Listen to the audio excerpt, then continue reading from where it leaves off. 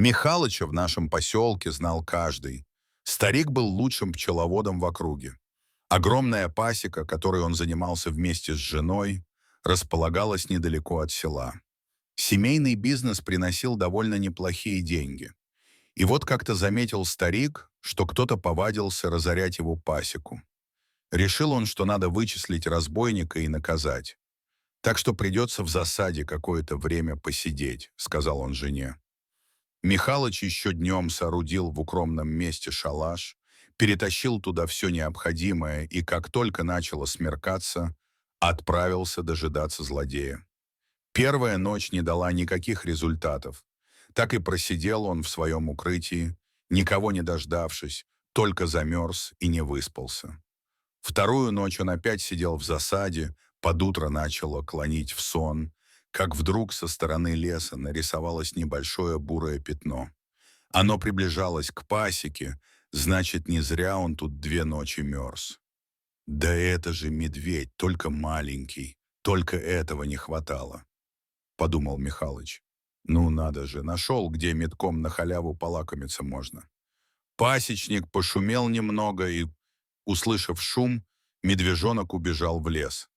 Надо что-то придумать, он нам так всю пасеку разорит, а то еще и маму приведет. Тогда совсем плохо будет, жаловался Михалыч. Супруге. Долго советоваться не пришлось. Нюра предложила подкармливать медвежонка медом. Может, он тогда и проказничать не будет. Стали они оставлять для медвежонка кусочки меда в сотах. Маленький воришка приходил периодически, но на пасеку больше не лез и ульев не разорял. Он долго вылизывал чашку из-под меда, кряхтел и громко чавкал. Вдоволь наевшись, он уходил в лес, довольный и сытый. Мама так и не появилась. Из этого факта семья сделала вывод, что матери у медвежонка нет. Вот он и рыщет везде в поисках еды. Так и продолжалось какое-то время, пока не наступила осень, а за ней и зима. Медвежонок перестал приходить за угощением и, видимо, залег в берлогу. А весной к ним на пасеку пришел уже не медвежонок, а молодой медведь. Так появился у них Михаил Иванович. Такое имя дали медведю. Нюра продолжала подкармливать Косолапова.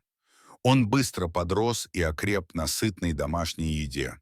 Теперь он с завидным постоянством наведывался на пасеку за угощением и был ее своеобразным охранником. Супруги перестали его бояться. Вел он себя достойно, вполне по-дружески. Брал только то, что ему предназначалось, не разбойничал и не хулиганил. Между людьми и зверем установились вполне дипломатичные отношения. Пожилые, но сильные старики решили еще больше увеличить оборот своей продукции. Дополнительно установили несколько десятков ульев и наняли помощника. Но Нюра и Михалыч доверились не тому человеку. Их новый работник оказался продажным и решил навести на пенсионеров городских рэкетиров. И вскоре бандиты подъехали к пасеке на 2 машинах.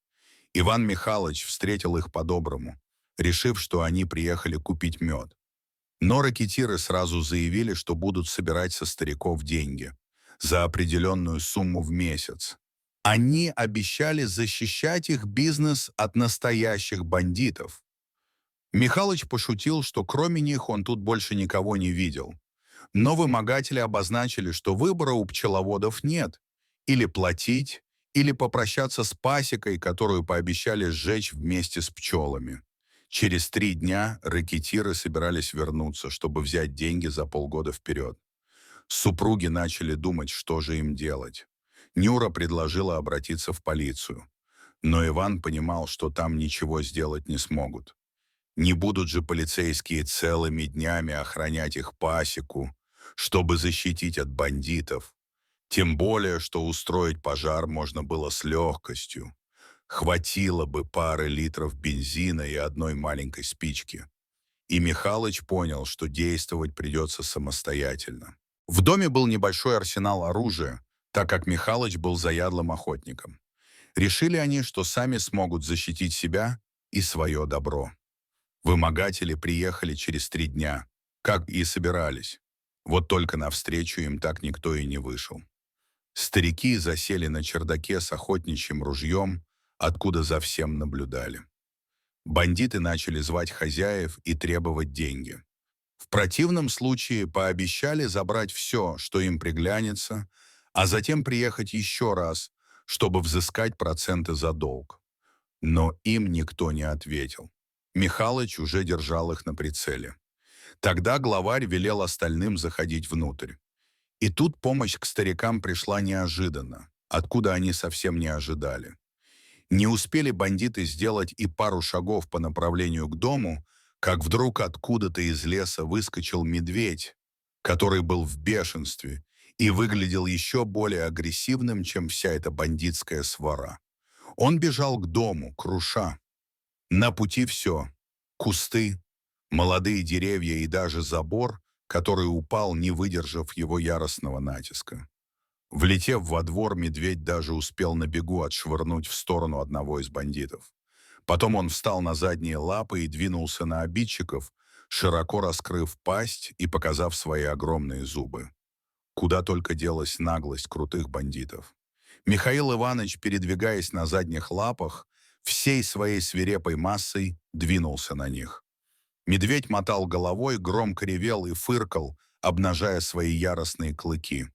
Бежать от медведя бесполезно, это знают все. Только попробуй, покажи ему спину, и все. Тебе конец. От неожиданности и страха нарушители остолбенели. Михаил Иванович налетел на главаря рэкетиров, сбил его с ног. Слюна с клыков капала прямо на грудь незадачливому бандиту.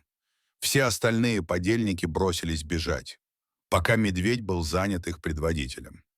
Следом с оружием из дома выскочили Михалыч и Нюра. Они наставили на нерадивого грабителя ружье, а потом крепко его связали. До прихода полиции. Медведь еще немного потоптался во дворе, взял немного фруктов в подарок и скрылся в лесу с чувством выполненного долга. Сегодня он спас не только свои кормовые угодья, но и своих друзей-пасечников. Животные, в отличие от людей, помнят добро и всегда готовы отплатить тем же. Дорогие зрители, если вам понравилось это видео, то ставьте лайк и подписывайтесь на наш канал. До свидания.